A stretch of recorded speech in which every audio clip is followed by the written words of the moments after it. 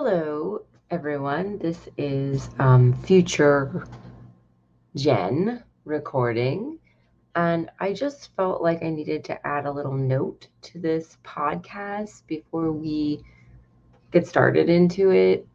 Um, I, I can't speak for Ellen, but for me, I have been going through a lot at work. We've been doing a lot of overtime, and I feel like my brain has been very tired and my body has been very tired. Hence, I feel like some of the more awkward, wobbly nature that may be present in this podcast. Also, the part where I mentioned about the disaster movie scenario, it's not in this book. It's just something that I um, invented to express how the book made me feel and the feelings that it sort of brought up for me, and also like how I feel about some of the issues that the book talks about. And I don't think that was clear. I was really struggling to express my thoughts a lot of the times during this recording. So I wanted to just express that, and I hope you still enjoy it. I did the best I could with the editing. This is part 1. We have 2 more parts, and I am determined to try to make the next part, or the next 2 parts, a little more clear. And I think also like I didn't have enough time to process some of my thoughts, and the thoughts in this book and the ideas in this book are so big and complex that I really needed to like be able to sit down and think about it a little more. I just didn't have the time. So going forward, hopefully it'll be better. And also hopefully, you're your own worst critic. Hopefully it's better than I thought it was. Usually it is. But I just felt like, again, now I'm repeating myself. I just felt like I needed to sort of add a clarification onto some of this. So, but I hope you enjoy it. It's an amazing book that we are reading. Amazing, scary, amazing, inspiring, amazing in so many ways. And, if anyone's interested in any of these topics, I would definitely recommend reading it, even though, like, sometimes it's very heavy, but it's just, Paul Kingsnorth has a way of cutting through a lot of the bullshit to sort of laying out and explaining in a way that I have not had it explained to me what sort of the situation seems to be with regards to like climate change, our planet, people's relations to nature. And it really it's like somebody sort of put into words a lot of the feelings that I've had for many years. And that is always cool. You can be like, yes, yes, yes, yes, yes. This is exactly how I was feeling and thinking, but you've put it so eloquently.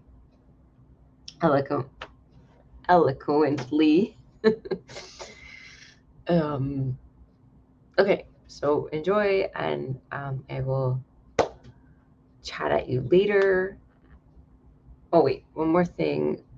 We are going to once a month, and I'm sure I'll talk about that during the next podcast at the beginning, probably as well, due to life circumstances, other things. But I hope to have something additional to add into that second slot. So there will be something else at some point besides just the one podcast or a month. Yeah. Okay.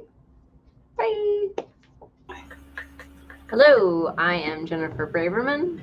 And I'm Ellen Selm, and welcome to our podcast, Stories from the Earth, where we explore mankind's relationship and connection with the natural world. We would like to take a quick moment to invite our listeners to consider supporting us through a humble little donation. You can go to our Anchor page and click the $1, $5, or $10 a month option. And this goes to supporting us with future projects, such as launching our herbal educational curriculum we have dubbed the People's Herb School, as well as funding to help take the show on the road and do some on-site reviews and interviews at herb farms and herb conferences and schools and other interesting places relevant to our podcast. Today we are starting a chat review of Confessions of a Recovering Environmentalist and Other Essays by Paul Kingsnorth. This book has a lot of discussion-worthy subject matter, so we're going to be covering it over the course of a couple of episodes, and today is part 1. A bit about the author. Kingsnorth is originally from southern England, and he now resides with his family in Ireland. He was the first in his family to attend university and educated in modern history.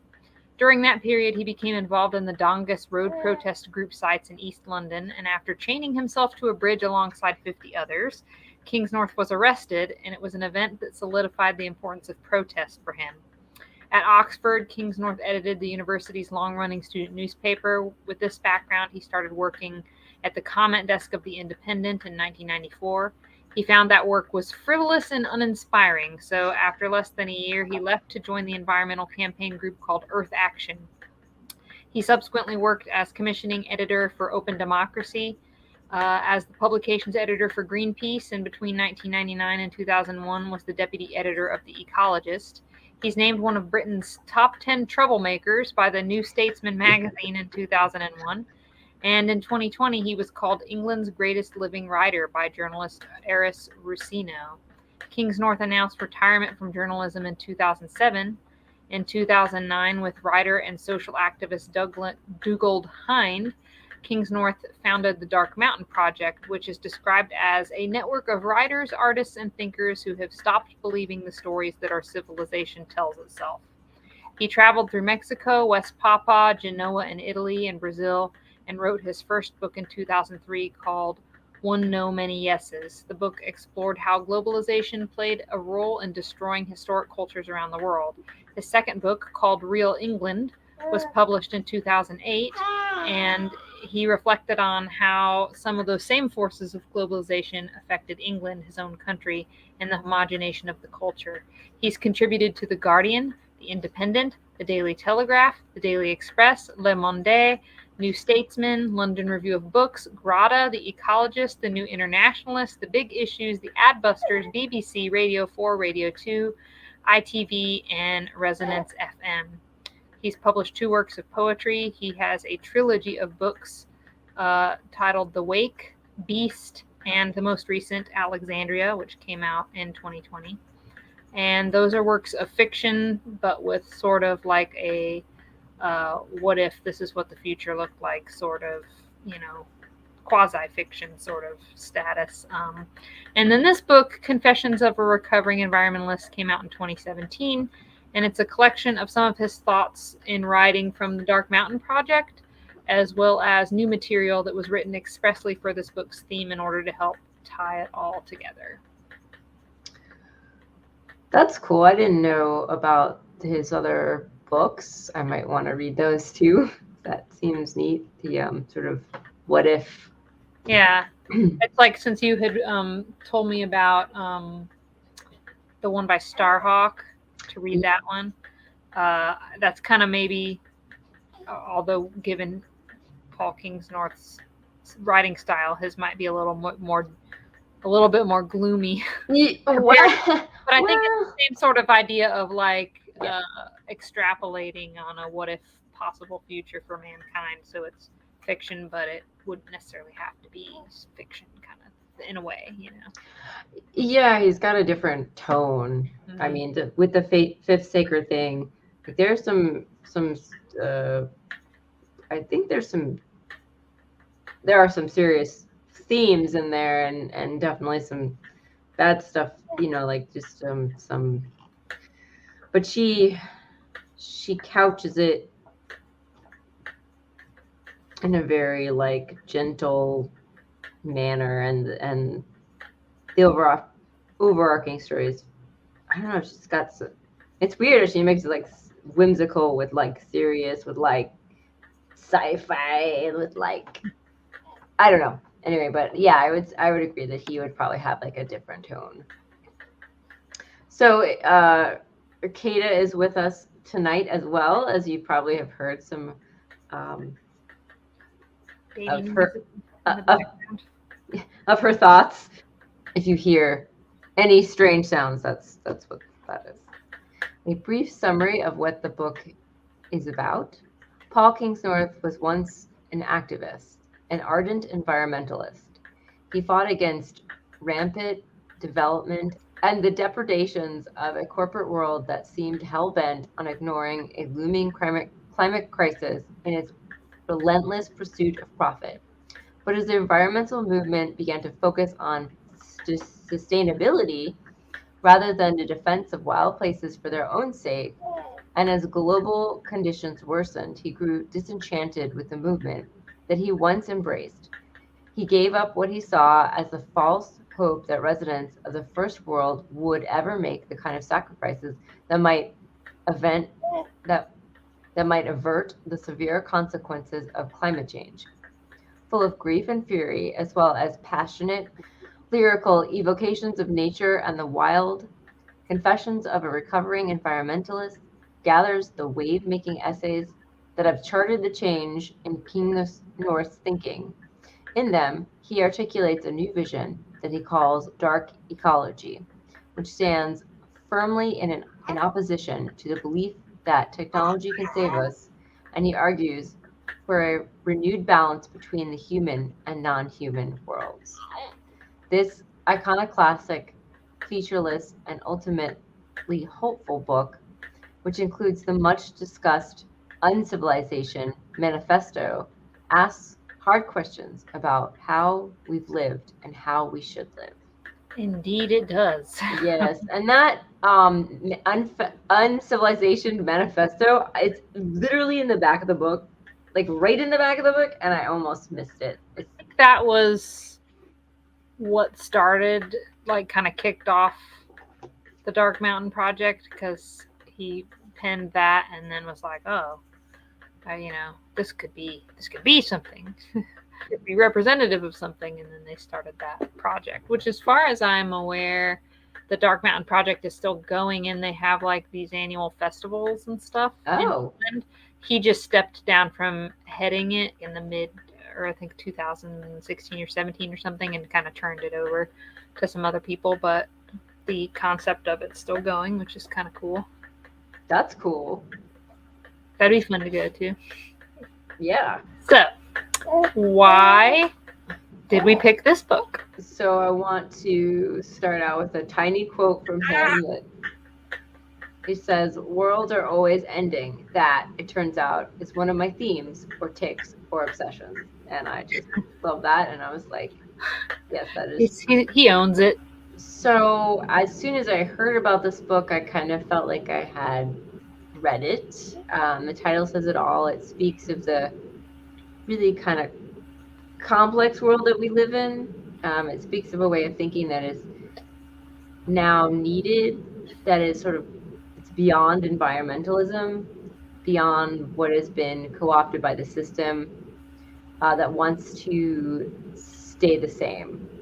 It seems like we were like, oh yeah, we've been doing this environmental action thing for a while, and it just sort of seems like it's not working or not working enough. And then like the system that is in charge, in power, they try to sort of use whatever they can to stay in power. And so he has this quote by Wendell Berry. He mentions Wendell Berry a few times in the book, enough where like I actually researched Wendell Berry's books, and Started one of those. What? Said, and you started one of those? I did. I started one of those. It's a collection of his essays called "The World Ending Fire," and it's very fantastic. He's still writing. He's like in his 80s, so we'll talk more about Wendell Berry, I'm sure, throughout the book, because he does mention him. But I would check Wendell Berry out if you find you love this current book that we're reading, because it's along the same themes, and yeah. So he says, you can best serve civilization by being against what usually passes for it. So I really and then here's a quote from Paul Kingsnorth. Worlds are always ending, empires are always falling. The climate has changed before. Change is the only constant. These are the comforting stories we tell to get ourselves through the night. These are the words that allow us to continue to avoid looking at the enormity of what we have done and are doing. They allow us to continue to pretend for a little while longer that the way we are living is right and normal and inevitable, and that it will continue. That these are problems that can be ironed out through the judicious application of our celebrated human cleverness. I love that part. Does anybody really believe this down at the cellular level? Down in their gut? Sometimes I think we all know, inside, in the place where we're still wild animals, what we have done. Worlds are always ending, is true, but not like this. This is new. This is bigger than anything there has ever been for as long as humans have existed, and we have done it, and now we're going to have to live through it if we can. I will say, though, the climate's changed before, and change is the only constant and stuff. Comforting stories, yep. But to me, I've kind of found those lines of thinking comforting in the sense that, not that it helps me get through the night and ignore the enormity of what humans are doing to the planet, but in the sense that it lets me think about how, life and things existed before us, and they can certainly have the possibility of evolving and continuing on in some form or shape after us if we, doom ourselves to kingdom come. So in that way, it's this is sounding more like a morbid level of comfort, but what I mean is just that, like, it helps not absolve me or humans of the responsibility, but it at least makes me realize that if it's not, I don't want to say it's not only on us to fix it, because we've caused the problems, so we ought to do some of the fixing. But just, let's just say it puts the ball in Mother Nature's court with the level of understanding that's like, okay, even if we try and still mess it up and don't succeed at righting the wrongs, they will get righted, quote unquote, somehow, just by nature's own due course, whatever that might mean. And whether humans are still in the picture or not is, it is what it is. Like, it does, like, it's more comforting to me to just think that finds a way. Boom. Life finds a way. Life finds a way. Yes, exactly. Provided we don't blow the planet up. Eventually it'll blow up with the sun. Eventually we're. Oh yeah. It'll the inevitable heat death of the universe. Right. Exactly. But it's and so I was listening to our podcast that just came out today, where we did the forest unseen, and the part about how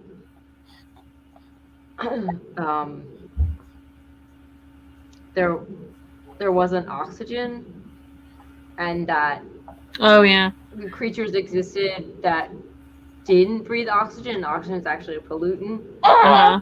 Um, and I feel like that speaks to this issue where like even through like like humans did, as far as I know, didn't cause that shift, Right. and life did still persist, but it was very different.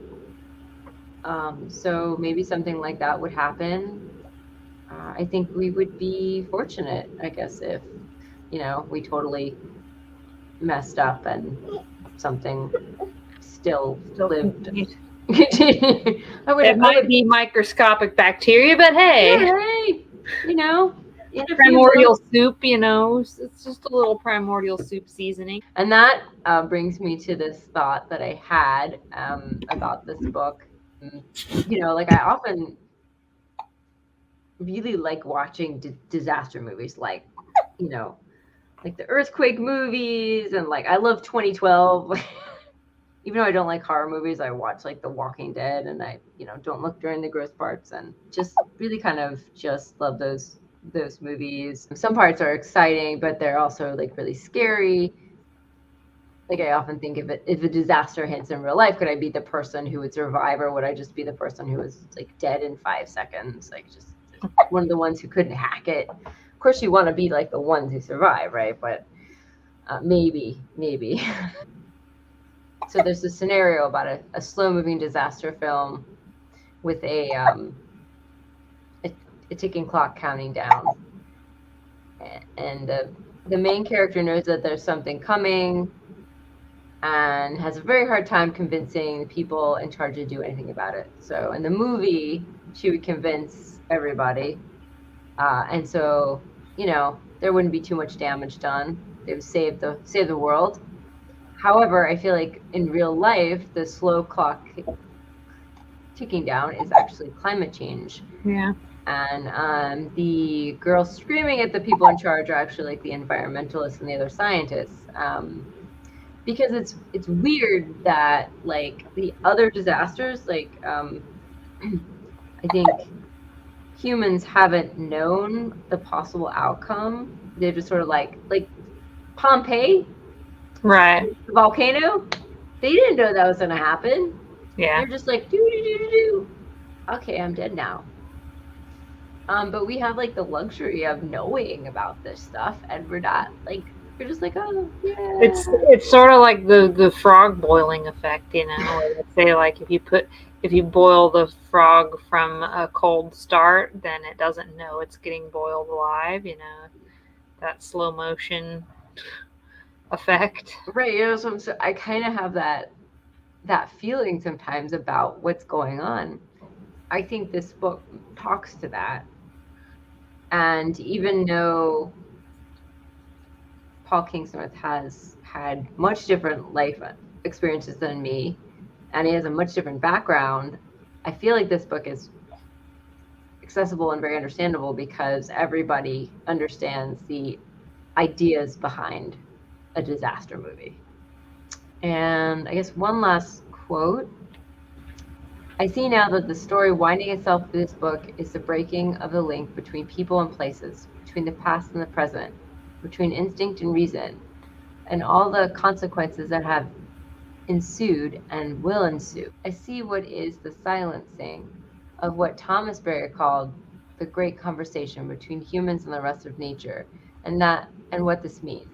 This book is about feeling lost and trying to find a way again in a world remaking itself at incredible speed, a world racing away from the real towards artifice and a narrow human narcissism. Our direction of travel is clear, but our destination is not. The old is dead or dying, but the new has yet to be born. At times like these, I'm not sure anyone really has any useful answers, but maybe it's possible at least pin down some useful questions. I've tried to do that here.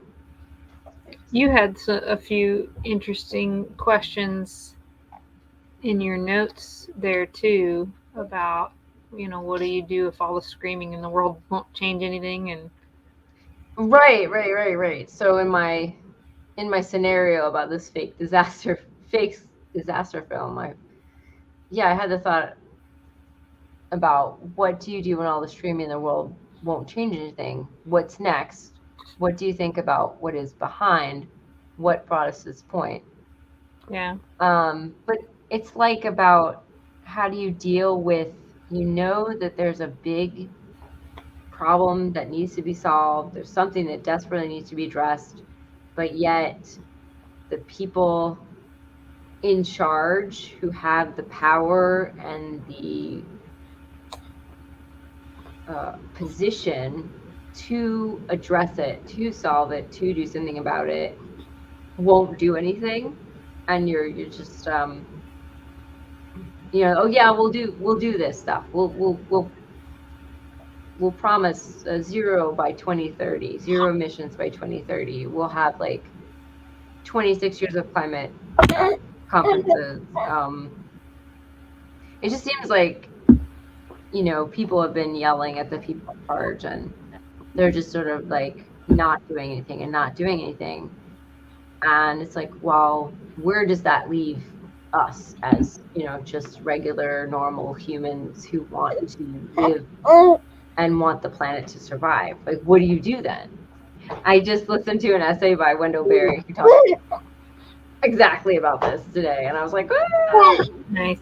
I have been thinking about power and powerlessness and like when you're powerlessness. I think something that's kind of important about all of that, which this just now kind of clicked in my head, because there's sort of an anxiousness or a dis-ease in these sorts of conversations.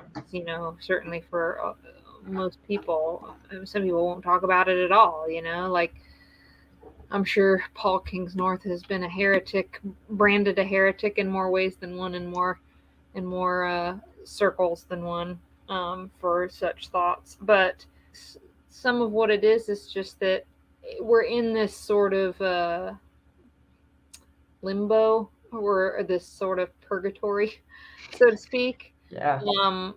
No one can predict the future. Of course, no one ever has, in that regard. But like, even best case scenario or worst case scenario, even just with climate, let alone any of the other destructions that we visit on the environment, it's still such a coin toss. But what's important is, like, even though it's unsettling to have to ask all these questions and not have, we humans, I think by nature, they want to have an answer. It's like, if you're going to ask a question, by golly, you better find the answer, or you better have an answer. And I don't know if some of that comes from the European Puritanism sort of genetics of, like, you must work hard all your life until you die kind of thing, where it's like, everything is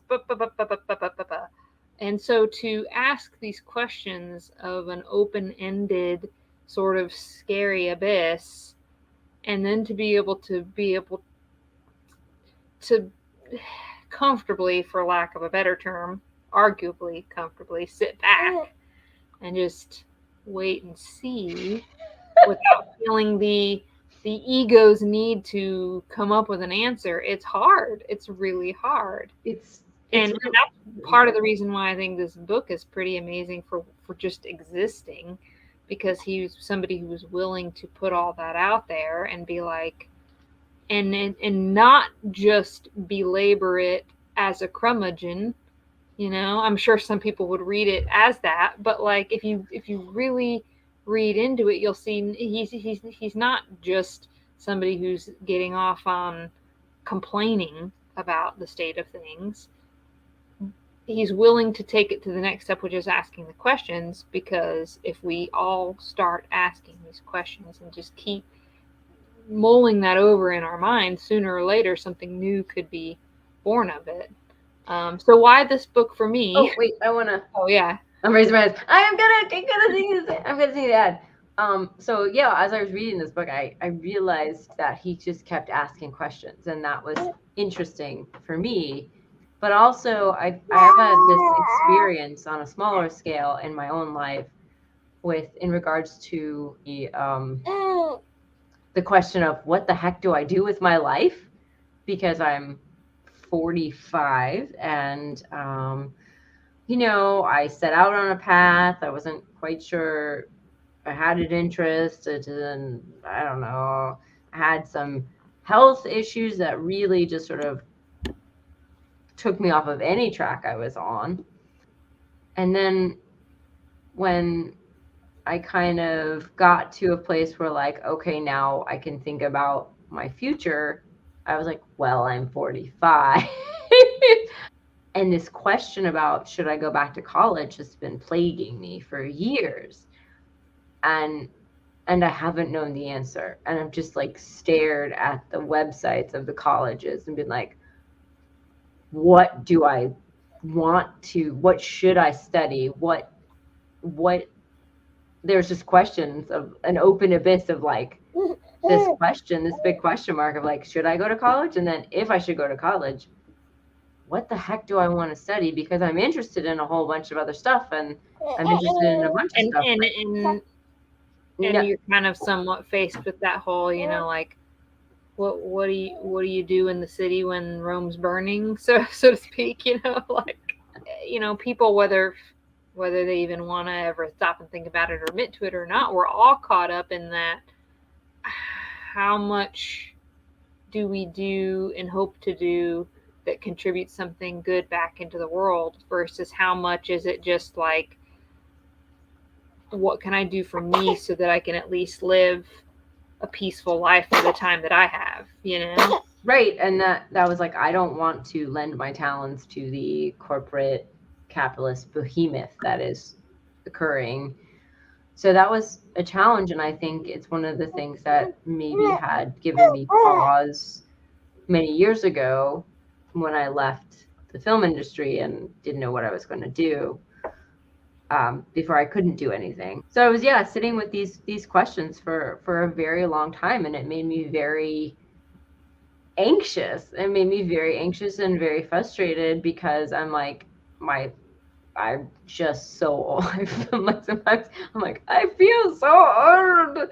I mean, I'm not, but like, when you're thinking about going back to school and starting a career again at my age, it feels. So you're like, well, should I just give it up? Like, there's so many questions. And I did finally find an answer, and it was basically a light bulb moment, which is I decided to go back to school into something that would do both. Contribute to the corporate behemoth, wow. Yeah, and also contribute to like things like this podcast and other stuff that I really, so I can do both because I need money to pay the rent. It's all being the inevitable position we find ourselves in, of being caught in the machine, as he refers to so much throughout the book. Yeah.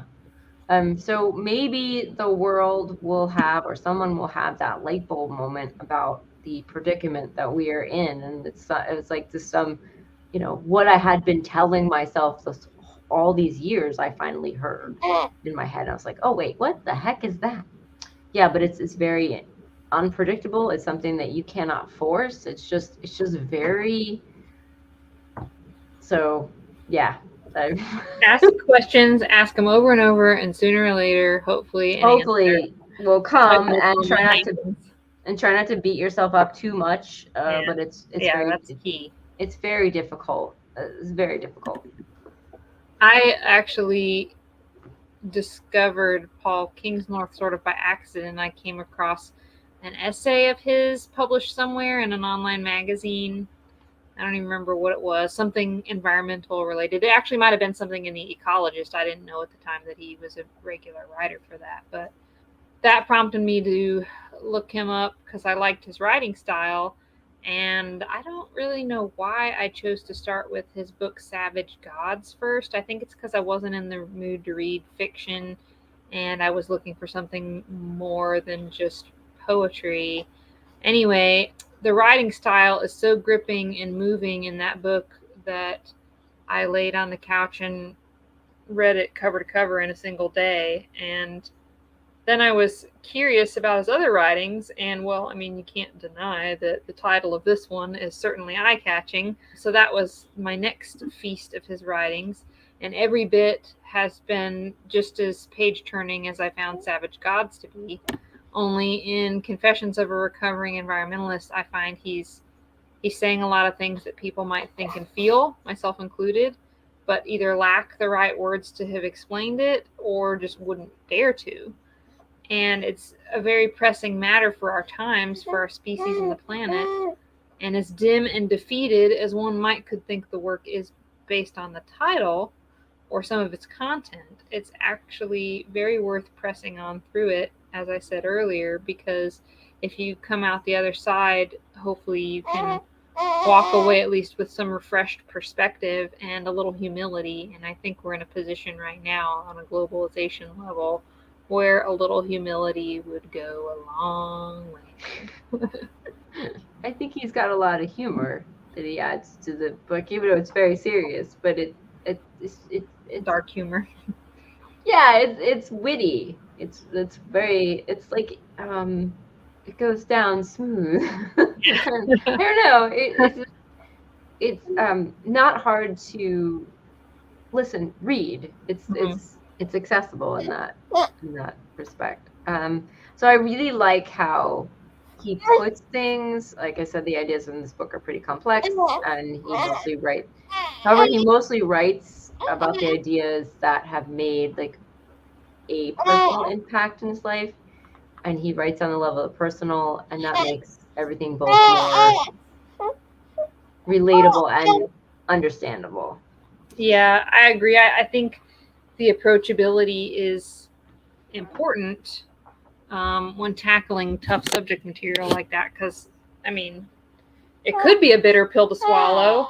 And I mean, he doesn't sugarcoat it by any means, but he's at least sort of trying to hold the hand of those who are willing to hear him out. I mean, I appreciate that the book takes time to build his case, and he's self-reflecting enough to show the reader how and why he came to the terms of identifying himself as a recovering environmentalist. So he's not just like willy-nilly throwing these terms out and, you know, with just an angry chip on his shoulder and no logic behind it, you know what I mean? So this is what we liked least about this book, and I never could figure that out.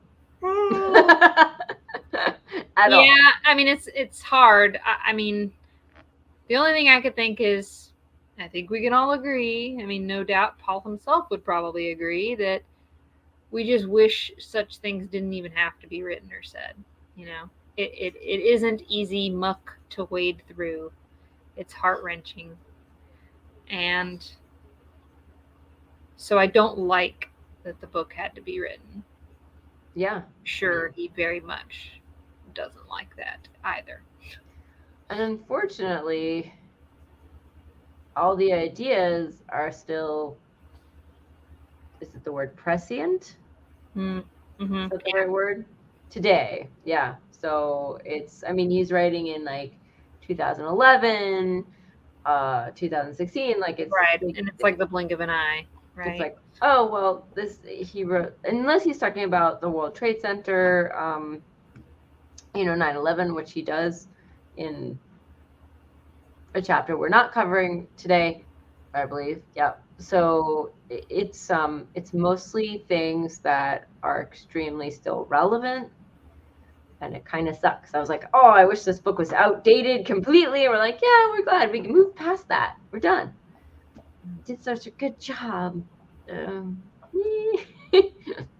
What's some of the stuff you'd say you learned from reading the book? Like some takeaways so far? I think that one of the biggest ones is that there's still hope.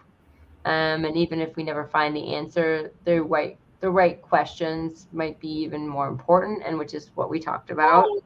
And also that going to space to live on Mars is not the answer. Bit of a recurring theme through a few episodes too. It is. So I'm going to read you some quotes from that because they're good. they're good. And when it calls back to when we read biophilia, I can't remember which episode that is, but if we've mentioned it on this podcast, we mentioned it during the Forest Unseen. I feel like there's a few themes that run through some of these books we seem to be reading lately. Here we go. I'm referring to the human colonization of other worlds. It seems eccentric even to write the words, but there's no doubt that a belief in humanity's need, perhaps its destiny, to colonize the moon or Mars or other worlds known or unknown is making a strange kind of cultural comeback. No matter that it is no more practical now than it was in the 1950s.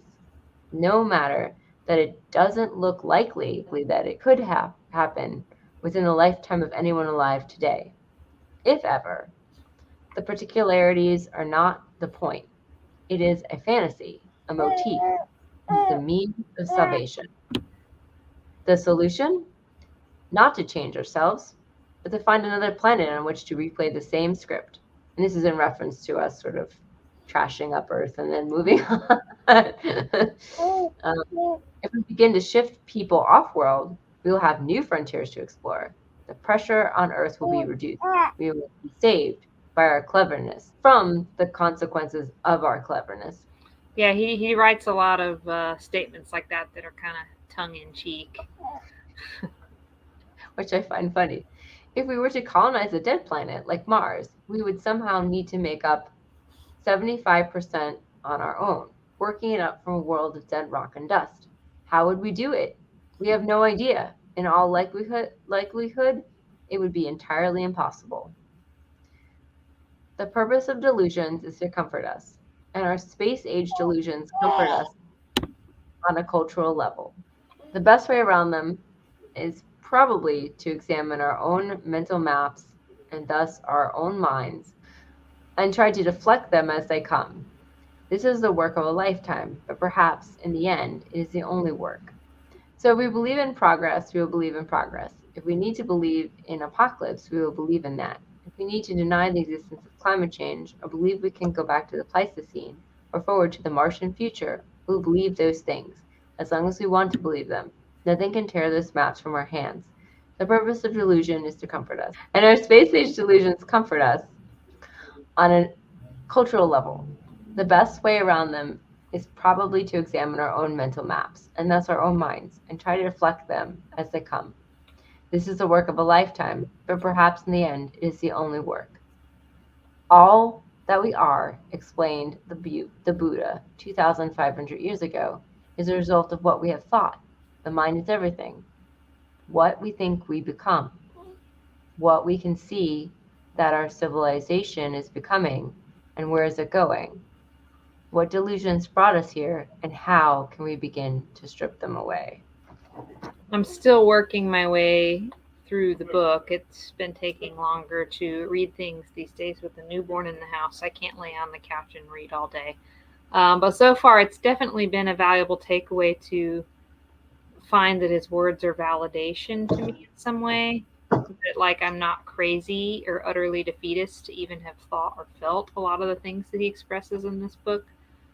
The book also shows me the importance of grief work over the situation that we find ourselves in and the planet in at this point. I mean, it certainly gives me a lot of pause in terms of things to think about and even things to plan to teach my daughter, like, hey kid, here's the world you're inheriting. A quote I pulled out on that note, and interestingly with the chosen word biophilia, he says, the increasingly fashionable word biophilia seems to me to be simply a modern science-sanctioned way of describing an ancient kind of love, the love for the natural world of which we are part. Nature is not something external to us. It's something we are part of and something that is within us. It's what we are. What are we if not natural? Biophilia, then, love of life, is as natural as the love of your wife or husband or children or parents. Your relationship with nature may sometimes be as difficult and stormy as your relationship with any of them, but none of these relationships can go away, and they will change you. We're all bound up together. Watch any child play in a field, and they would know this. Then we, grow up and we learn to convince ourselves that objective reality is somehow different from lived experience. We learn to convince ourselves that the world is a machine, not an animal, that it's unconscious and meaningless, and that the only questions to be asked are questions of how and not questions of why or whether. However, we got here, we have managed to create a culture in which we have alienated ourselves from the rest of life. We struggle to persuade ourselves this alienation is the same thing as freedom. Increasingly, though, for those pinned into cities with no view of the stars and no taste of clean air and nothing but grass between cracks and pavement to nourish their sense of the wild, this is no freedom at all. We've made ourselves caged animals, and all the gadgets in the world cannot compensate for what we have lost. And he goes on to say, but in the decline of one age and one way of seeing, there is always containing the seed of another. If an unexamined yearning to reconnect with the wild world remains within us, then perhaps we will never quite allow ourselves to be tamed. It is a delicious thought that what might save us in the end will not be a new economic arrangement or a new politics or another revolution or a series of wonder technologies, but our own inner wildness, pushed under so hard for so long that it finally bursts to the surface again, hungry for what it has lost. Yeah, that's one of my favorite quotes. It's like the soul yearning deep down of like, but wait, remember who you are. And I've read a lot of people writing in this vein. Another author I really like, sort of a poetic musing person along these veins, is Martin Shaw, and he had just had a book come out kind of in the middle of the pandemic called The Smoke Hole. And something about the smoke hole. But anyway, it's very much digging into that theme as well about, like, you know, we need to have a new way of telling our stories in order to shift where we're at.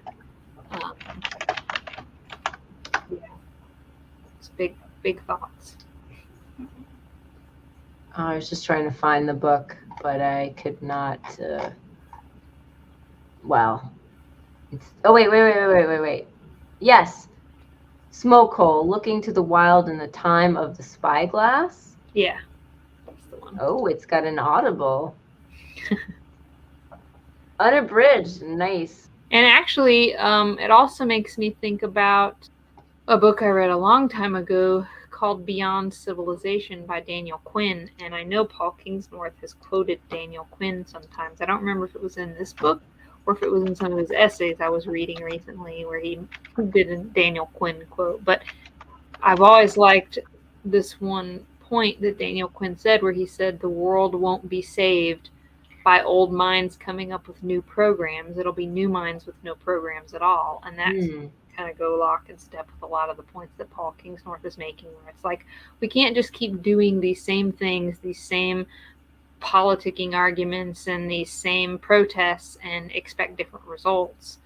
Like, it all has to be raised, you know, from the ground up, pretty much. It's just so hard to untangle that programming, and you just don't know where. How do you come up with something completely new? Because almost everything's something, you know. But we're at a point where we really need to start having some new ideas.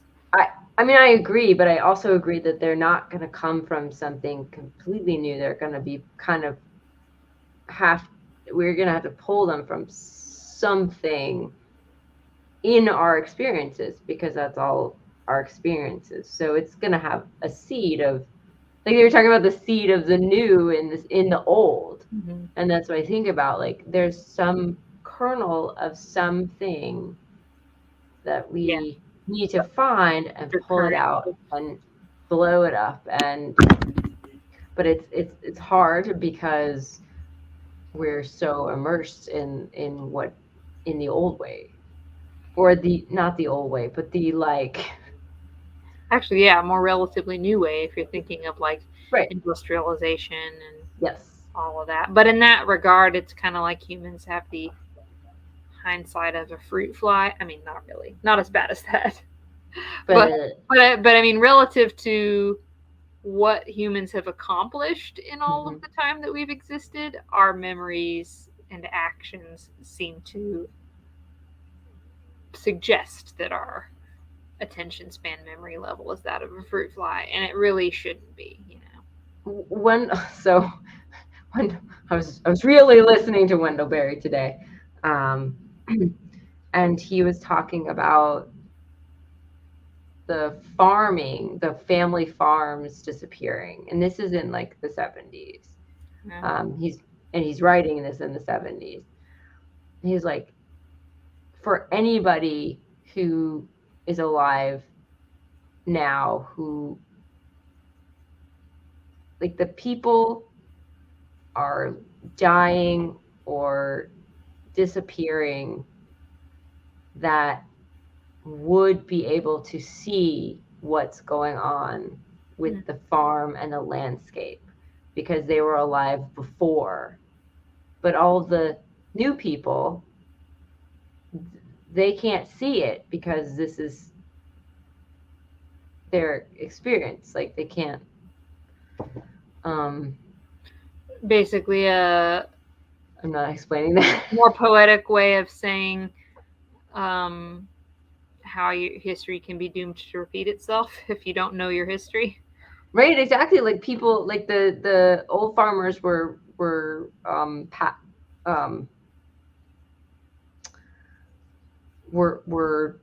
getting older and dying, and then their kids were not taking up the family farm, so that they were losing all this knowledge that had been passed along to the generation, and with it the ability to see what we were doing to the land in comparison to how it was in the past, to how it was. Yeah. Well, who would you recommend this book for? I would recommend it for anyone who loves disaster movies, and anyone who's looking for a way to think about what's happening to our planet. I'd say technically any human being living in any semblance of a westernized, industrialized, quote-unquote modern world really ought to read it, even if it's not somebody's typically preferred type and genre of reading material. Because it's not about the read, it's about the message therein. And certainly anybody who has already had these big feelings regarding the failure of movements and humans' devastation on our home planet would hopefully find a kindred and maybe a little solace in reading it as well. I want to say this thing about grief, go back to that statement about what you're talking about grief, and I definitely like feel that. It's just sad. And if you think about like what, I remember the proper order, but the stages of grief being like anger and denial and all that kind of stuff. It's like, yeah, well, that's about where we're at collectively right now, but we have to get through all the stages to heal, right? Like the sooner the better, but it's sad. It's sad. I saw another bear in the parking lot at acupuncture yesterday for our bear discussion last podcast. Which I love seeing them, but I hate why I see them. Yeah. So I love seeing the bears, and we saw a deer cross the highway when I had to go to overtime one Saturday morning as well. I love watching the animals, and I love watching the big crows at lunch just sort of they just fly around, and they're real loud and big right now because I don't know, wintertime. They're out there. All right, tangent. So we have some quotes that we pulled from the section of the book that we read. The first, pretty much, it's divided. The book is divided into 3 sections, so we just took the first one. And I really, really wanted to quote the whole book, but yeah, it's hard. It was really hard, and sometimes I have a hard time. What? I said, just go read it. Just go read it. Just go read it. Go. You should see my notes. It's like this whole paragraph and this whole paragraph is high. I just was like, oh, this is good. Wait, this is good too. I have a hard time pulling out sometimes the most important parts of something. I've gotten better over the years, but well, it's what grabs you, what moves you. Right. I did find it interesting though, comparing our notes and seeing how we pretty much had picked a lot of the same material as quote worthy. So yeah, that's cool. That says anything about either great minds or just the potency of the material. I'm gonna go with great minds. So I've got two, and they're both not from Kingsnorth, but he does quote other people in this book, and he has some good ones. So the first one is to function effectively in an environment that precludes everything vital and human is the key to modern life. And that's David Foster Wallace. And I loved this one because it describes how I feel about the life that I am currently living. If I just ignore everything and continue on with what I'm doing. Like modern life is really asking people to, demanding people in touch with themselves. Yes. I mean, it's the only way it keeps rolling. Right. You work in a factory, you work doing something, I don't know, even like customer service, or you're a cashier or something. You're just asked to do repetitive things over and over every day. And I think that I hate that. And I think that most humans do not like that. So I feel like humans are very creative, and it just sort of like does not eaten out of us. Yeah, and it doesn't acknowledge it. It doesn't use it it just throws that out the window. So it's not usually given the opportunity to be exercised, usually, in those sorts of environments. Oh, right. You're asked to basically be a robot, which humans are not a robot. It's an antithesis to the book. Right, it's antithesis to our nature. So the next quote is from the essay The Drowned World. The story is always the same. An expanding economy needs water or electric power or both. Dams and reservoirs are planned in the interest of national development and economic competitiveness. Villagers whose lifestyle are genuinely low impact and sustainable are barged out of the way, often in the most horrific circumstances, by a metastasizing urban culture that claims to want to be both of these things, but is not willing to pay the hard price. The city eats the country. The line from the authorities is always the same, too. This is for everyone's benefit. The reality is usually different. The power and the piped water go to the industrial areas, the cities, the rich suburbs. The refugees from the country go to the slums. Who notices? Who reports it? A few journalists and campaigners, but most of us never hear of these things or care if we do. This is a little story that he told, a true story about to power another big town. They dammed up another small village in a valley. So they drowned it. And he said because of like climate change and I think water level, it went down enough where you could see like the bones of the structures of the buildings of the town and everything else. But it's like this idea that the countryside is not as valuable as the city, which is kind of silly because one probably needs the country more. But I think they're both important. I liked this quote from his essay, A Crisis of Bigness. He's speaking about a writer named Leopold Kohr, which I had never heard of until his mention of him, but now I want to look up his works too. But he says, the most interesting political thinker that you have never heard of, saying that his ideas got ignored because they just don't flatter the egos of the power hungry, but be they the revolutionaries or the plutocrats. Kohr was a student of economics and political theory who lived through several world-defining moments in human history. In 1957, he wrote his first book called The Breakdown of Nations and laid out what at the time was a radical case that small states, small nations, and small economies are more peaceful, more prosperous, and more creative than great powers and superstates. Kohr's claim was that society's problems were not caused by particular forms of social or economic organization, but by their size.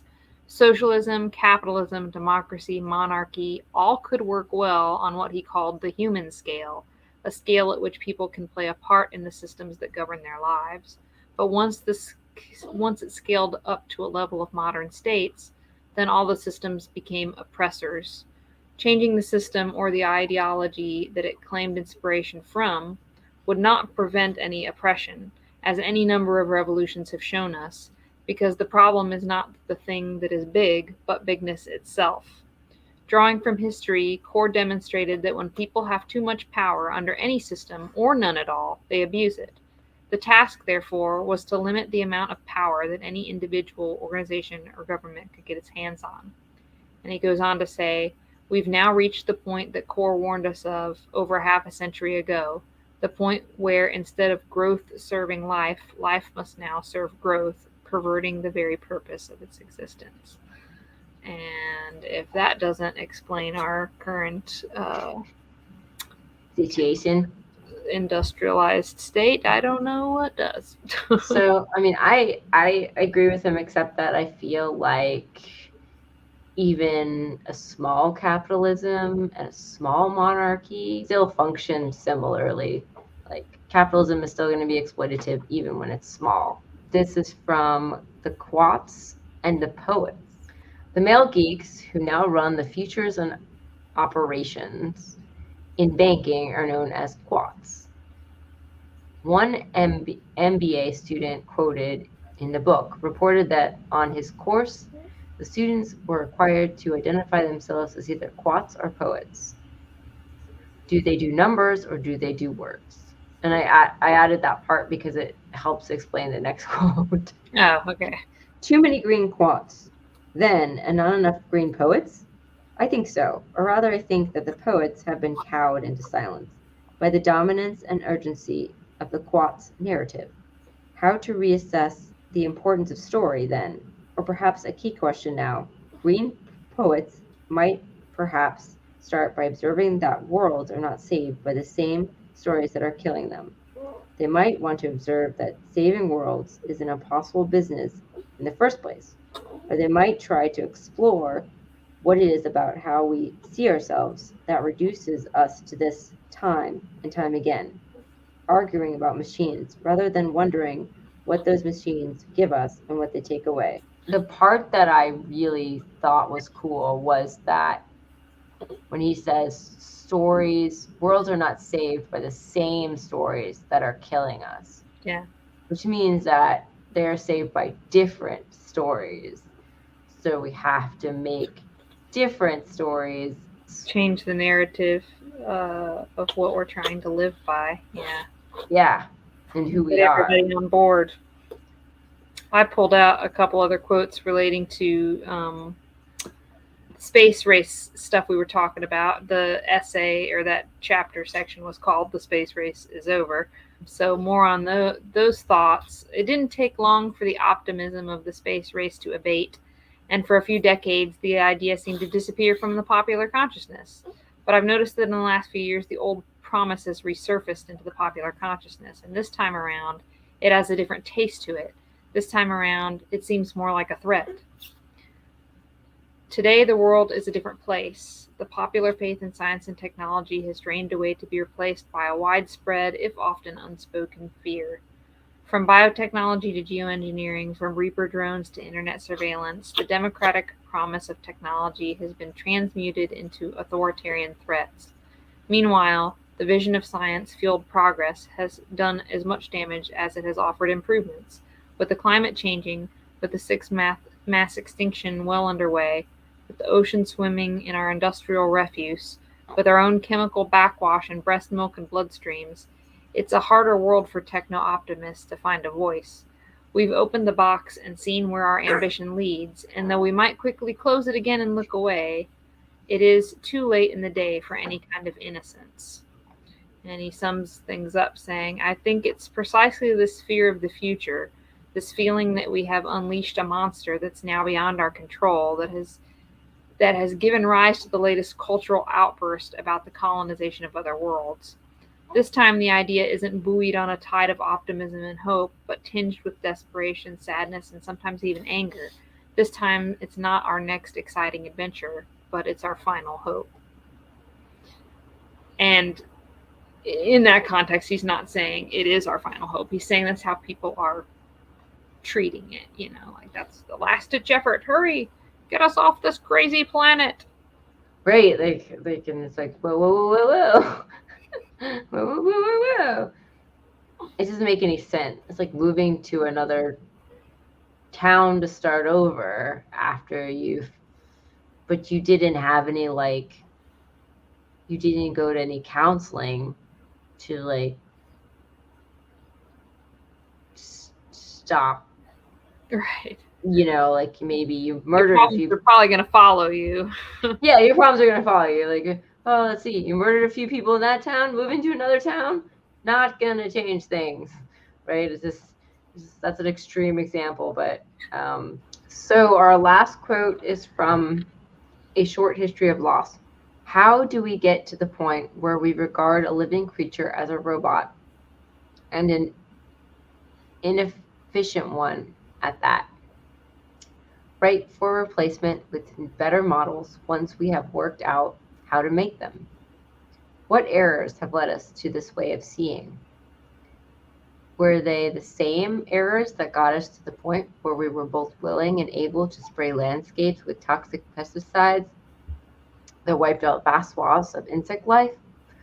Were they the same errors that could change the climate of an entire planet, trigger a sixth mass extinction event, acidify oceans, break up the ice caps, and shred the last great wild forests and their inhabitants in the cause of toilet paper and soya mints? That's right. I agree. It sounds like she was asking a question. Probably that is a sad quote to end on. Well, I think it was a good way to end this episode, that we can leave that as the final quote, as a thought to ponder before we dig further into where the story leads, coming up in part 2 review of Confessions of a Recovering Environmentalist by Paul Kingsnorth. Because that's kind of how the book goes. It builds it all up. It starts asking all the questions, and then we'll see where it leads. Yes. And this one, he was talking about beforehand that they had made robot insects. Yeah, like bees and stuff like that. Yeah. So I want to thank everyone for listening. Paul Kingsnorth has a Substack. And I'll put the links to that as well if you want to check that out. And he's got a website where you can he has a website. Read some of his writings and stuff on there too. Yes. And you can follow us on Anchor and Spotify and Apple Podcasts. We are on YouTube, Facebook, Instagram, and TikTok. We have a Facebook group, and all the links will be in the description. If you'd like to support us, you can do so through our Anchor page at $1, $5, or $10 a month. You can also leave us you can also rate and review us on Apple Podcasts. Yeah, so we have This time we don't know what our next episode is going to be. We've got a couple ideas in the works, and we're seeing which will pan out first. Right. It might be part 2 of this book review. It might be. Yes. Thank you for, bearing with us through some baby noises. And please watch us on YouTube. You can currently see the cute baby. He wants to be interviewed on the podcast. Well, I mean, yes. Oh, are you okay? That sounds. She always looks like Too much she's slobber. drowning. She furrows her brow a lot like I do when she's lost in thought. Oh. All right. Well, I can't wait for her to be a little older so we can hear all this. Maybe. And then, then we will interview her. Tell us, what do you think about these problems you're inheriting? And then she'll be like, "Mom, I don't be on your dumb podcast. I want to do cool things." All right. Okay, guys. Well, enough of that. We'll talk to you next time. Thanks for listening. Bye-bye. Bye for now.